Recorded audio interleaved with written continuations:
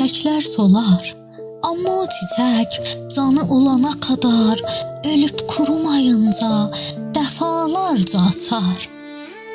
İnsanın gönlündəki ümidlər bir çiçəyə bənzər. Nəfəs alana kadar bitib ya da solmaz. Bəncə ümid günəş gibi. Günəş dünyaya gülməzsə, dünya son bulur. Ümid insanın dərinində ölürsə, sanki ruhu ölmüş.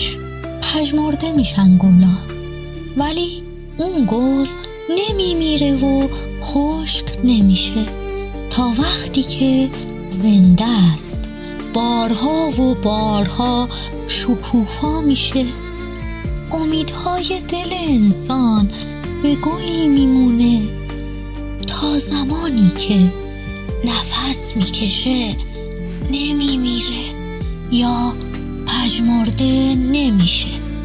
به نظر من امید به سان خورشیده. اگه به زمین نتابه خورشید به پایان میرسه دنیا. اگه بمیره امید تو درون انسان گویی روحش مرده.